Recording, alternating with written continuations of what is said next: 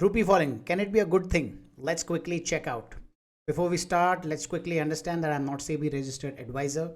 Stocks discussed are informational purposes only. I'm not responsible for any of your financial losses. And please use your best judgment or hire a certified professional before making any serious stock market decisions. So let's quickly look what has happened. Rupee has breached 87 rupees against the dollar. This raises worry about rising the imported inflation. All eyes on RBI policy review. This is again a couple of days back, but it still continues to slide. I think it touched 88 rupees as well. And I won't be surprised in the coming days if the rupee goes to 90 rupees levels as well. Okay. Primarily, I think the reason is that the US economy is strengthening up. So the US dollar is becoming stronger thanks to the new administration. And the world is going in a turmoil because of the trade wars. So the rest of the world's currencies are going to be in a little bit of a volatile streak, and they're not going to be strengthening, they'll be weakening. And because now US has got a clear president who's again thought of as a person who's more of a businessman, so that is why dollar is gaining its strength. All right, but what is the impact of falling currency prices, or rather rupee rising in its level against the dollar? Impact of a weaker currency is simply, first of all, consumers end up paying higher prices for imported goods, especially fuel, electronics, etc. And India is a big importer of fuel, so that really hurts. Then businesses overall, their import nature of things goes out for a toss, and the margins go down if somebody is getting stuff from out of India, including a lot of raw materials for that matter. And investors, because rupee is getting affected, the sentiment becomes negative, and usually the money goes out of markets, and it also increases borrowing funds, the borrowing costs of funds which are investing outside India, right? So if they have to first purchase the dollar and then buy the investments in America or in any other country, and now because they have to pay a higher cost, the returns are going to be lower for them. And the only, I would say, silver lining in all of this is exporters. They benefit because now it is cheaper to buy things from India because rupee is cheaper, right? Now, I know this is all a bit of a negative sentiment, and everybody's trying to put doom and gloom of Indian economy, rupee weakening. And yes, Indian economy is not going through the best of its phases, but definitely got not gone down the drain. So we have to keep that in mind. All right. Next thing you need to remember, China, which is one of our big competitors, and anybody who's focusing on China plus one strategy should study China as well. They became a manufacturing hub of the world by using something similar. They had devalued its currency. The Asian giant lowered the price of its exports and gained a competitive advantage in the international markets. Okay, to keep the manufacturing power within itself, China kept devaluing its yuan, and that happened in 2015. It has happened a couple of times before as well. And overall, apart from the fact that they had big manufacturing push from the government in the country, they also use this currency. Won't say they. Some people have blamed them for currency manipulation, but I think it was a smart strategy to be more competitive across other countries in Asia. So I think weakening rupee in India is actually not a bad thing when we think about the long-term goal of India of becoming a manufacturing hub, right? So India wants to become a manufacturing hub, which is going to be the next phase of our growth of our economy, and that is where less the rupee, the more attractive the rupee is against dollar, the better it is. Okay, so apart from the fact that yes, a lot of import is going to be affected, right, and a lot of industries which are manufacturing are importing a lot of goods from outside.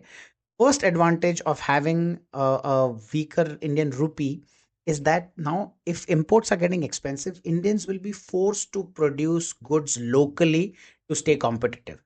Okay, so that could be an indirect incentive for some industry. I'm not saying everybody will do it, but some industries will do it. And second thing, of course, now that the exports are cheaper, the India will become a viable option for a lot of companies to purchase product from in their China plus one strategy.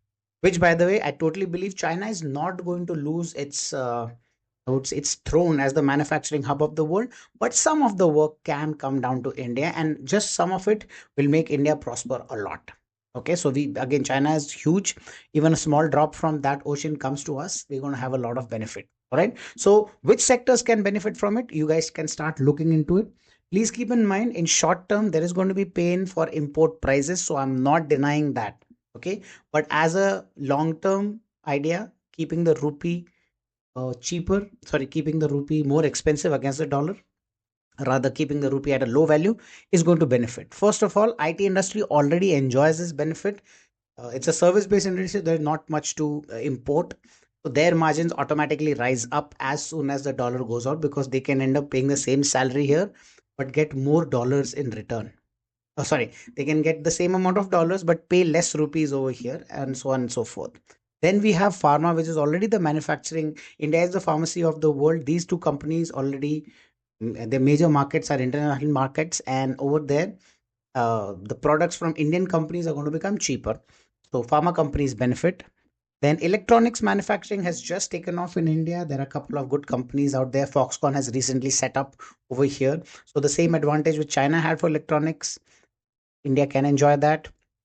Specialty chemicals, another industry which has gone down in the drains, but a lot of these companies are sending out chemicals outside, and they're directly competing with China in some cases. So as China plus one comes in, this puts them a little ahead in the game as far as being an option for buying products apart from China, because then the costs are going to be better.